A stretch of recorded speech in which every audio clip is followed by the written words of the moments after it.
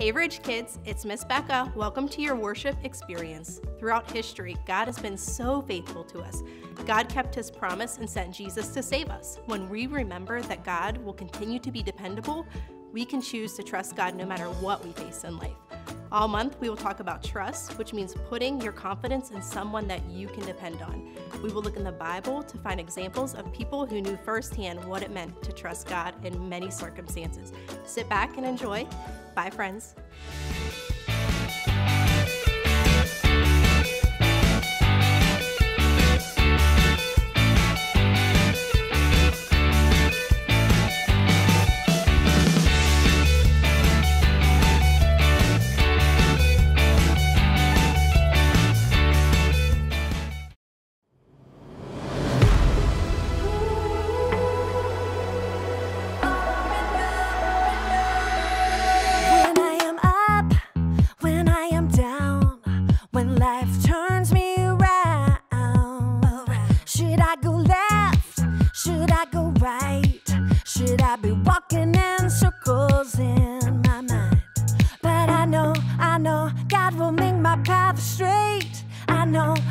I'm gonna shout and praise. My God can be trusted over and over and over again. My God can be trusted over and over and over again. Over and over and over again.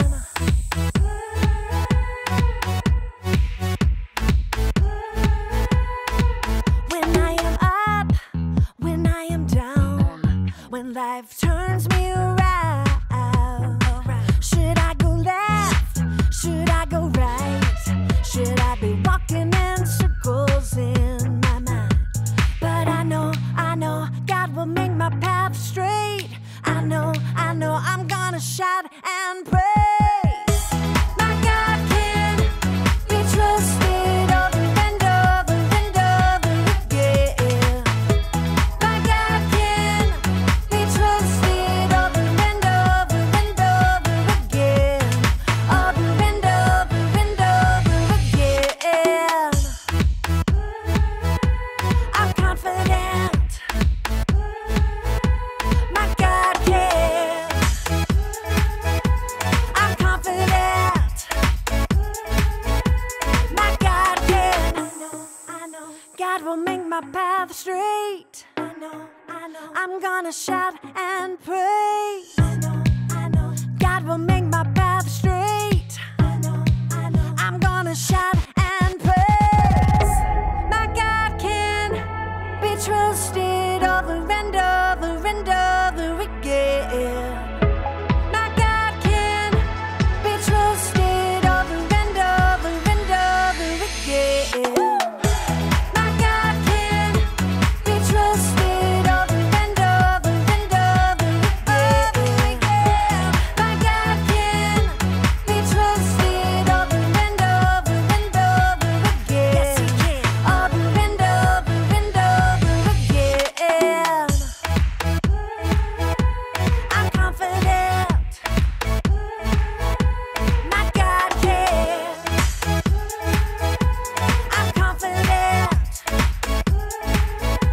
My God can. Over and over and over I can trust him. Over and over and over again. Welcome to Story Lab. This week, we're going to be talking about trust, while also taking a look at the story of a guy who had a far-reaching dream. Oh, and we're also going to be flying high.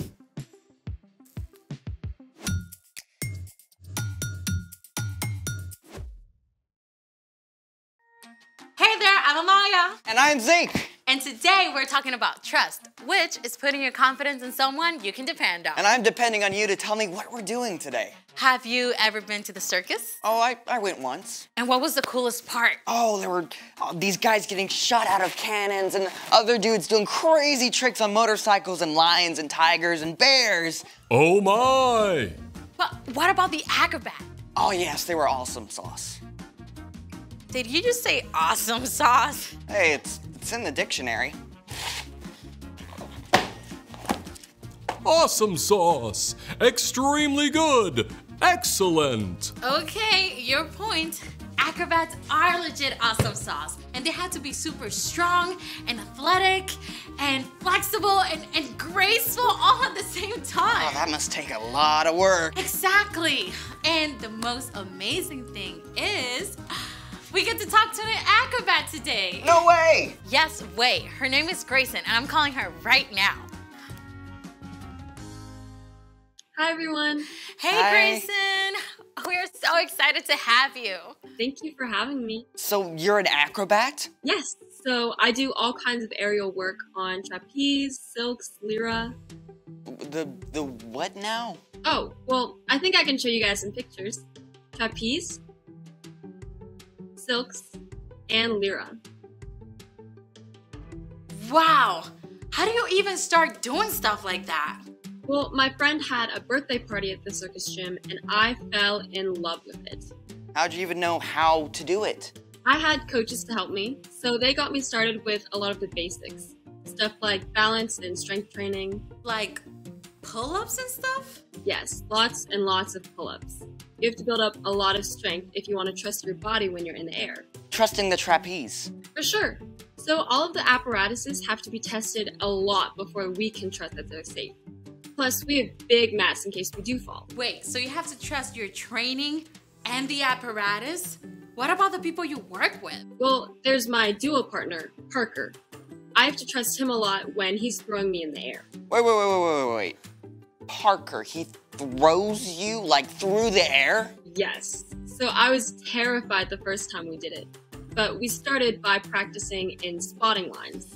They're like safety ropes to keep me up in case I do fall. Wow! So you have to trust your coach and your partner, plus the spotting lines, plus your training, and the apparatus? All at once. So we have to communicate about everything. That is amazing. Thank you so much, Grayson. Before you go, can you show us some of your work? Yes, I'd love to.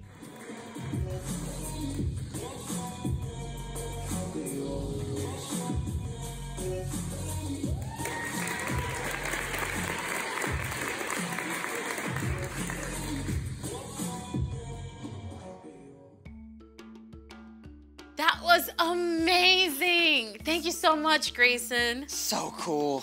Thank you guys for having me. Bye, everyone. Bye. Think you and I could do that? I don't think I have that much trust.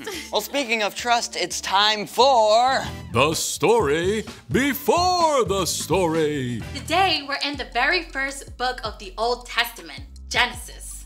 God's amazing world was broken by sin. But God chose Abraham and his wife Sarah and promised to bless the whole world through their family. And after waiting for a long time, Abraham and Sarah had a baby named Isaac. When Isaac grew up, he had twin boys, Jacob and Esau, who didn't exactly get along. And that's where our story starts. Hey, we're ready. Hey everybody, I'm Brian. Hi, Brian. We want to hear what's up with Jacob and Esau. Oh boy, okay, these guys had it in for each other from the start. They wrestled while they were babies inside their mom. I mean, when Esau came out first, Jacob was holding onto his heel. And they were like super different, right? Oh yeah, Esau was really hairy while Jacob was smooth-skinned. And as they grew up, Esau loved to hunt while Jacob preferred to stay close to home. Now, Esau was the older brother by just a few minutes. This meant he had special rights to money and property and even leading the family one day. But he was such a hothead, he didn't always stop to think.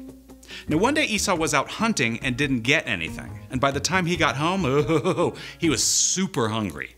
Jacob had just cooked up a pot of delicious red stew, and Esau begged him for some. Sell me your rights as the oldest. Fine. I'll die if I don't get something to eat. Esau threw away something really valuable for a bowl of soup. I bet he regretted that big time once his stomach was full. And things did not get any better between the brothers. Their father Isaac was very old, and he wanted to pass on a special blessing to his oldest son. So he sent Esau to go hunt and prepare him a tasty meal first. Now, this is where things get squirrely because Isaac's wife, Rebekah, overheard. And while parents are not supposed to have a favorite kid, Jacob was definitely Rebekah's fave. Rebekah came up with a crazy plan. Your father sent Esau to hunt wild game and prepare a meal so your father can bless him. Hunting will take Esau all day, so I want you to choose 2 goats from the flock. I'll cook them up, and you can pretend to be Esau and take the blessing. Your father's eyesight is so bad, he won't know. But what if he touches me? My skin isn't hairy like Esau's. We'll cover your arms and hands with goat skin. Cool. Pretty wild, right? But Jacob did just what Rebekah told him. And sure enough, Isaac gave his blessing to Jacob.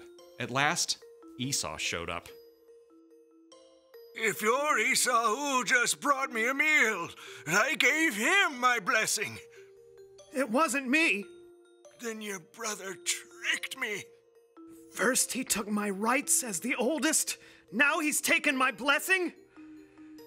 Dad's gonna be gone soon. Then I'll be in charge, and I'll get rid of Jacob. Jacob had won birthrights and a blessing all by being sneaky. But he had made an enemy of his older brother. Rebekah wanted to keep her favorite son safe. Esau is going to try to get rid of you, so I want you to run away to my brother Laban in Haran. But I don't know him. I've never been away from home. Just do it. Stay with him until Esau cools down. Okay. Okay, imagine you're Jacob. You got what you wanted, but it's backfired. You've got to leave home and everything you know. It's a pretty scary place to be.